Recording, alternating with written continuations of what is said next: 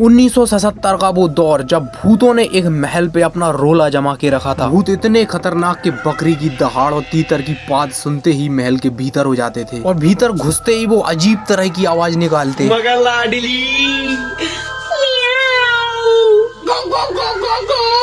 फिर मैं अपने raw agent Moti Mahal deluxe के साथ उस महल में पहुंचा, क्योंकि उसने भी भूतों के साथ बीड़ी गुटखा तंबाकू खाने की ट्रेनिंग करी हुई थी। इस महल की खास बात ये थी कि जैसे जैसे मैं आगे बढ़ रहा था वैसे वैसे दूर की चीजें पास आती जा रही थी। महल की चोटी पर आने के बाद हमें पता लगा कि जो लोग यहाँ रात तक रुकते हैं वो भूत बन जाते हैं और औरतें चुड़ैल की चुड़ैल ही रहती हैं। यहाँ के लोग कहते हैं कि यहाँ पर औरतों की रात में चीखने पीटने की आवाज आती है। अब क्या करें भैया, औरतें होती ही ऐसी हैं कि मरने के बाद भी चिल्लपों मचाना कम नहीं करती। फिर अंदर प्रवेश करते ही मुझे वो भयानक मंजर दिखाई दिया जहाँ पर औरतों का गला काटकर उनको फांसी पर लटका दिया जाता था और कुछ लेडीज लोग यहाँ पर इंस्टाग्राम पे आग लगाने की तैयारियां कर रही थी। कहीं मेरे अकाउंट में आग न लगा दे, इसलिए मैं दौड़ के भाग गया वहाँ से। आगे सुनसान जगह देख के चुड़ैल ने मुझ पे लाइन मार दी और ये बात जब भूत को पता लगी तो उसका साया और ब्लाउज दोनों ही मेरे पीछे पड़ गए। मेरी शिट्टी बिट्टी गुल हो गई और बचा जानकर भागने लगा, सॉरी जान बचाकर भागने लगा। भूत कहीं तोप न चला दे, इसलिए तोप का मुंह ही बंद कर दिया। तोप से आवाज आई कि भूत को तंबाकू खिला दे, वो मान जाएगा। मैंने तंबाकू को मिक्सर में मिक्स करके खोपचे में जाकर खुद ही खा लिया और जब ये बात भूत को पता लगी वो साला नहा धो के मेरे पीछे पड़ गया। फिर मैं भागते भागते महल की चोटी से कूद गया और अपनी जान दे दी। फिर हम दोनों भूत नए रीलवाज लोनों से तंबाकू की वसूली करने लगे और इसी तरह से मेरे ब्लॉग का डायन